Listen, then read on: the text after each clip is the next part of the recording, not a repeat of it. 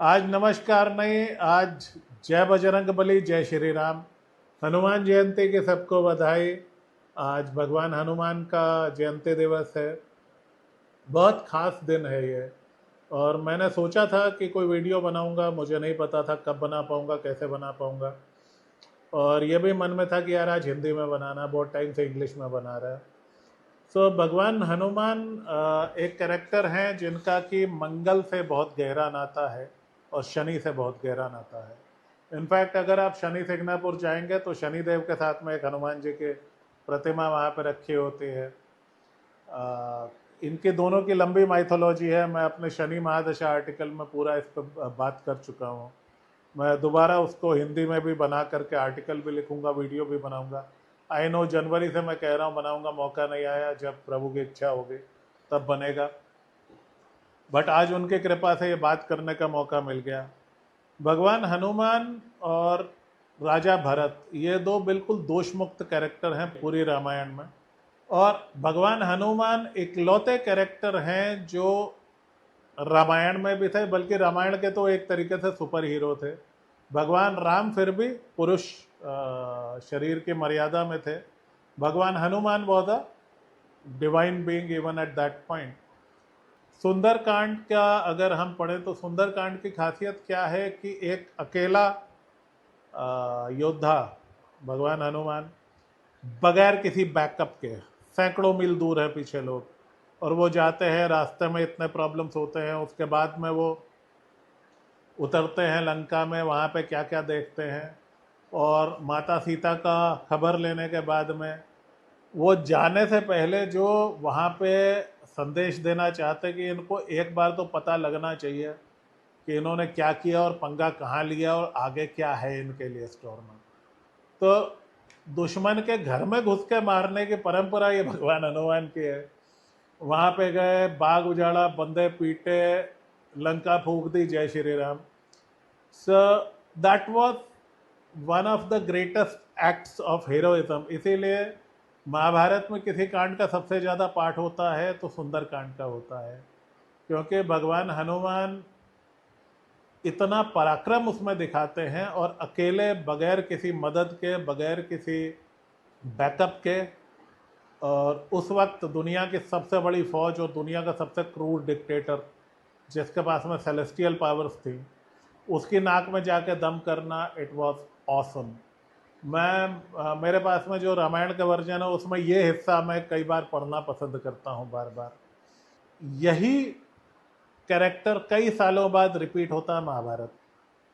भगवान परशुराम जरूर से एक छोटा सा कैमियो प्ले करते हैं, बट महाभारत वॉर से बहुत पहले वो रिटायर हो जाते हैं। भगवान परशुराम और भगवान हनुमान ये दो हैं जो रामायण और महाभारत दोनों में रिपीट हुए हैं। अगर कोई और कैरेक्टर है तो आप नीचे लिख दीजिएगा। देवताओं की मैं बात नहीं करता, देवता दोनों तरफ कांस्टेंट है। एक थ्योरी ये भी है और जो मुझे बहुत पसंद है, जब भी पांडवों कौरवों का युद्ध होने वाला था और वो भीम से मिले थे वानर रूप में, तो भीम ने कहा था साहब आप हमारी तरफ से लड़ें। तो भगवान हनुमान हंसने लगे, बोले यार ये मेरे करने लायक युद्ध नहीं है, ना ये युग है जिसमें कि मैं लड़ूं। आई मीन इमेजिन भगवान हनुमान, वो तो एक स्विंग में गेम ओवर हो जाता। Ramayana war happened with rakshasa, they were totally different beings. Mahabharata war was more और लेस ह्यूमन, छोटे मोटे उसमें दूसरे बींग्स थे, but nobody worthy of Lord Hanuman. But उन्होंने प्रॉमिस किया कि क्योंकि कृष्ण आएंगे और कृष्ण इज राम रीइनकारनेट, तो भगवान राम का अवतार है, तो मैं उनके झंडे पे बैठा रहूँगा। तो सी राजगोपालाचारी के महाभारत में ज़्यादातर चमत्कारों को उन्होंने साइड वे किया है। कुछ चीज़ें हैं जो कि नहीं कर सकते, बट उसमें एक बड़ा प्यारा प्रकरण है कि भगवान हनुमान झंडे पे बैठे हुए हैं और जैसे भगवान कृष्ण बोले कि मैं हथियार नहीं उठाऊंगा, भगवान हनुमान भी कहते हैं कि ये मेरे युद्ध करने लायक, मेरे हथियार उठाने लायक जगह नहीं है, वो युद्ध नहीं है। बट जब युद्ध शुरू होता है और कुछ तीर भगवान कृष्ण को लगते हैं, तो राम को चोट लगी, तो झंडे पे बैठा हो भले से, कितनी मर्यादा से बंधा हो, हनुमान ये होने नहीं देगा। तो वो झंडे से निकल के कीक मारते थे और कहते हैं महाभारत के वीर योद्धाओं का खून जम जाता वहीं गिर जाते थे। सो इन्होंने इतना उत्पात मचा दिया अपने सिर्फ वो 2D अवतार से कि भीष्म ने इन अर्जुन के झंडे पे तीर मारे थे, भगवान हनुमान को तीर मारे थे, क्योंकि ये कीख मार मार के खून जमा रहे थे उनका। और महाभारत में कोई हल्का आदमी नहीं आया था, जो सैनिक भी था वो लड़ने मरने तैयार था, बट भगवान हनुमान का तेज इतना जाता था कि कोई आम आदमी उसको झेल नहीं सकता था। आपन तेज समारोह आपे तीनों लोग कांपते कांपे। सो ये मुझे बहुत प्यारा प्रकरण लगता है, ऑल्दो मैं ज़्यादा मिराकुलस उसमें नहीं रहता, बट एक भक्त की कल्पना, एक फिलोसोफर की कल्पना, या शायद एक सच्चाई, यू नेवर नो।